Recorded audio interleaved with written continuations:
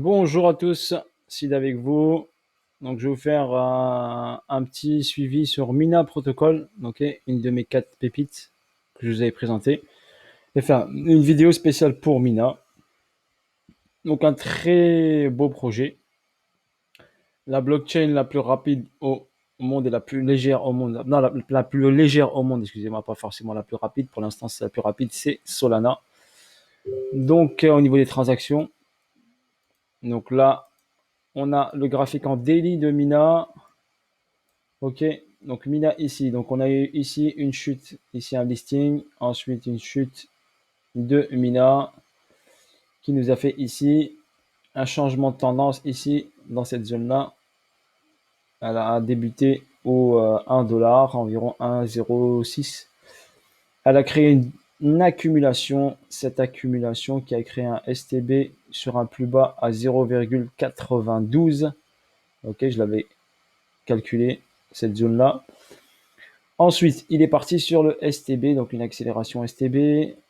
D'accord. Ensuite, un SOS ici. Ici, ce qu'on voit, ici, j'ai tracé la continuité de tendance sur cette première vague 1 et retracement vague 2 qui nous a donné ici, pour l'instant, on est au 1,414 ici.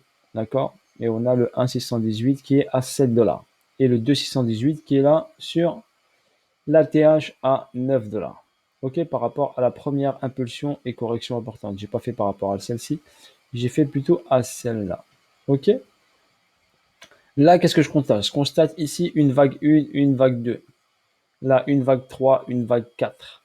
Et là, on est sur la vague 5 impulsive. Ok. Ça, c'est des petites corrections. D'accord. Donc, n'oubliez pas aussi, dans chaque vague, par exemple, il y a 5 vagues. Par exemple, ici, regardez, 5 petites vagues. 1, 2, 3, 4, 5 qui fait la vague 1. Et là, correction, si on va chercher en petite unité de temps, on verra un A, B, C, une correction en 3 temps. D'accord. Ici, pareil, ici. Tac, tac, regardez, on va aller en H1 pour vous le montrer. Ici, par exemple, ici, sur cette hausse-là, regardez. Ici, j'ai 1, 2, 3, 4, 5. Correction A, B, C. Montée 1, 2, 3, 4, 5. Chute en 3 temps. OK. 1, 2, 3. Et là, on est sur une montée. Ici, regardez. 1, 2, 3, 4, 5. D'accord, si on décortique. Et là, on peut avoir un A, un B et un C sur une correction.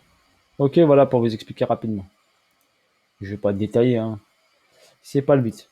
Donc là, je reviens en daily sur mon Mina.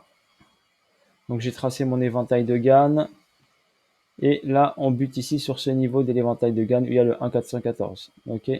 Donc après avoir sur cette branche de l'éventail de Gann, si elle est cassée ou pas, ça nous donne ici un niveau ici. Regardez là, il y a eu un rejet ici.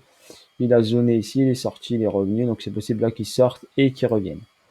Ensuite, par rapport à la ligne des 50, on est ici, on était en discount. Donc tout ça, c'était en période discount par rapport à son ATH. Et nous sommes passés bien sûr en phase premium. Donc nous sommes rentrés dans la phase premium grâce à la première incursion au retour phase discount. Et là on est sur la deuxième incursion. D'accord. Phase discount, phase premium ici. Ok. Donc voilà la schématique, on est là. On est en accumulation. Bien sûr, quand Mina est monté, regardez par exemple ici, il y a eu un price delivery qui a marqué ici l'accélération pour la vague 3. Ce price, il a été comblé grâce à la vague 4. D'accord. Regardez, ce déséquilibre de marché. Donc là, regardez, on a un déséquilibre de marché ici. On a une accélération ici qui a été comblée partiellement. Même principe ici. Et là, hop, on a également un prix qui a été livré à la hausse. Ok. Si on prend ici le plus bas et on va chercher ici pour l'instant ce plus haut là et on va décaler ce Fibonacci ici. Ok, pour l'instant par rapport à ce niveau là. La ligne des 50, elle est ici pour l'instant. La ligne des 50, là, ici, excusez-moi, là. Ok, donc après, là, on va subir une correction de Mina. Tout à fait normal, tout à fait sain, car on a une hausse, un retracement, d'accord, une schématique qui se met en place, 1, 2, 3, 4. On est sur vague 5. Donc, dernière vague impulsive. OK, on attend la dernière impulsion qui se fasse. Et je vais vous expliquer qu'est-ce qui se passe ici. OK. En ce qui concerne la liquidité, regardez, ici, on a pris la liquidité de ce niveau-là. Boum, regardez, ici, quand il a réagi ici, il a pris la liquidité de ce niveau-là. Ensuite, il a réagi, il a marqué la vague 1. Ensuite, il est venu chercher la liquidité de ce niveau-là. D'accord? Si je vous mets ici des croix, ça fait ça, ça a été pris. On va diminuer, hop. Là, ça a été pris. Donc, vous le voyez, avec une petite croix pour vous montrer. On va utiliser un peu tout ça. Voilà. Et celle-là a été prise. Donc Mina, il a fait le taf. Il est parti chercher la liquidité. Il est parti nettoyer tout ça, nous faire le gros ménage. Il a pris liquidité là, là, là. OK. Il est ici sur Surprise Delivery qui a été délivré ici. OK. Donc Mina, forcément, après cette hausse-là, va retracer. On a également ici ce niveau qui est en attente, un spring. Donc on peut l'avoir comme on peut ne pas l'avoir. D'accord? Ou sinon on peut avoir un retest ici de la zone qui est là. Car ici on a une accélération du prix, donc on peut avoir un retest. Donc au lieu de faire un rectangle, on va faire une petite ligne ici. Voilà. J'ai mis mon alerte ici. Si je veux rebaguer, racheter du Mina, j'en ai déjà acheté un. Je l'ai acheté tout en bas. Et je l'ai, pour l'instant, je l'ai délégué, stacké. Je l'ai stacké et il me donne des rewards. Si bien sûr, vous pouvez également faire ça. On va le laisser en 1. Allez. Il y a ce niveau-là qui m'intéresse. Et ici, on va regarder ce niveau-là. Voilà. Donc bien sûr, il y a cette ligne blanche, je la garde, c'est un niveau clé. D'accord. Voilà, il est venu ici dans la zone, ici où j'ai tracé les deux lignes blanches ici. Je l'attendais qu'il vienne ici dans cette zone, c'est parfait. Il l'a même dépassé. Il est parti chercher cette ligne jaune ici que moi j'ai déterminée. D'accord? Donc voilà, donc on attend ici qu'il finisse sa dernière impulsion. On va aller en H4 pour vous expliquer ce qui se passe. Donc ici en H4, ici. Voilà, ici en H4, ici j'ai une montée, ici un retracement. Ce retracement ici n'a pas tenu pour l'instant. Hop, c'est reparti vers le haut. Pourquoi c'est parti vers le haut? Ok, je vous montre pourquoi c'est parti vers le haut. J'ai un autre graphe, mais je vais vous montrer sur ce graphe. Donc là, regardez, j'ai un BC, là j'ai un élargissement, j'ai un AR, un ST ici, et là j'ai un saut qui m'a fait, tac, la vague, qui m'a fait la vague 4. Ensuite, il est monté, d'accord? Il a fait quoi? Bah, il a fait un UT. Il a fait un UT. Ok? Il a fait un UT qui est là. Cet UT a réagi bien sûr en baissant. Regardez, la mèche, elle est venue jusqu'où? D'accord? Elle est venue jusqu'à là. Pareil, c'est pas un hasard. Ok? Et après, là, on est sur l'UTAD. Donc, un dernier sommet qui va être fait. Donc, un conseil, si vous êtes en trade, vous pouvez encaisser une partie de votre trade ou le garder comme vous voulez. Mais vous avez le risque, bien sûr, que les prix reviennent ici. Ok? Ça dépend si vous faites du trading pur ou si vous êtes holder.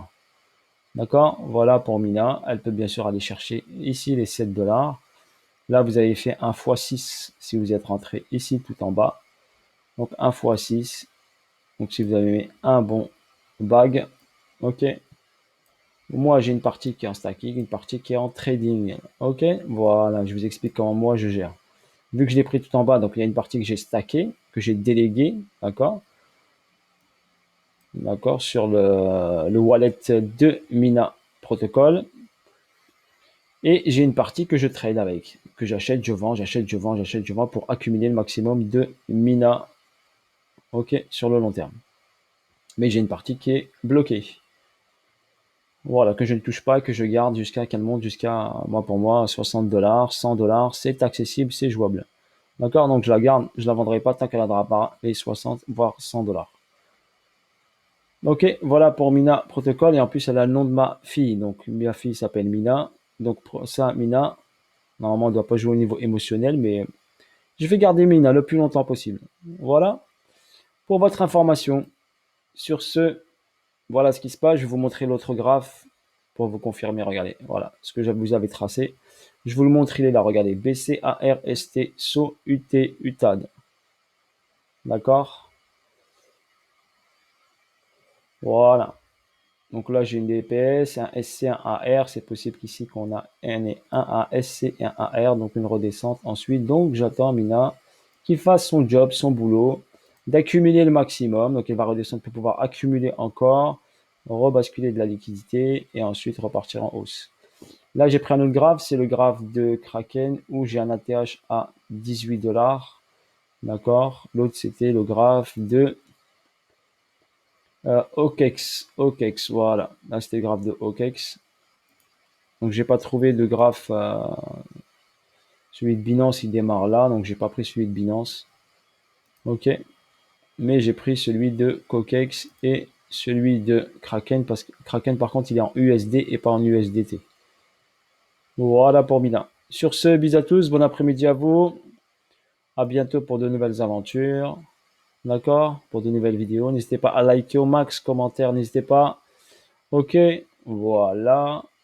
Vous avez également toujours, que je vous dis, le projet Zenix, si vous voulez mettre un pied dedans, avec 100 balles, 200, 150 balles ou 250 balles, mettez un pied dedans, laissez tourner. Si vous faites un bon trade, ben vous dégagez un petit 100 balles ou 150 et vous mettez, si vous y croyez, bien sûr, hein, c'est pas une obligation.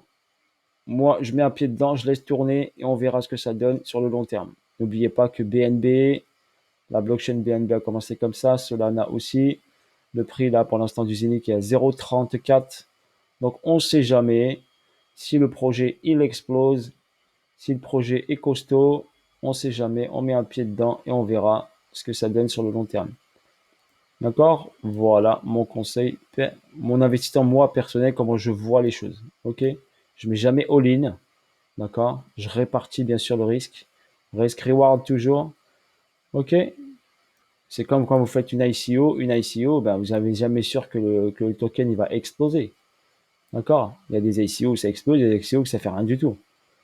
Donc il y a quand même une part de risque. Donc faites attention quand vous investissez et jamais mettre all-in. Répartissez votre investissement un peu partout au fil du temps. Ok? Car là, on est au début de la DeFi. N'oubliez pas, on est au début de la DeFi, du monde décentralisé. C'est que les prémices. D'accord? Pour l'instant, les institutions, ils commencent à flipper. Donc ils commencent à essayer de se mettre l'année dessus pour pouvoir les contrôler, pour pouvoir, au niveau de Binance, tout ça, répertorier, auditer, tout ça. Donc pour eux, ça leur fait peur encore un petit peu, parce qu'il y a beaucoup d'argent qui vient sur le marché décentralisé. D'accord? Beaucoup d'argent vient ici sur ce marché-là. Les échanges commencent à dépasser les échanges des banques. Et l'argent, au lieu d'aller sur les actions, eh bien, il vient sur la crypto-monnaie. Donc ça les inquiète un petit peu. D'accord? Car les marchés actions, moi je trade des actions aussi, ça bouge pas beaucoup, c'est un mou, hein, c'est vraiment lent. Hein. Ok, donc il y a moins de liquidité, mais ça restera toujours d'actualité, vous inquiétez pas.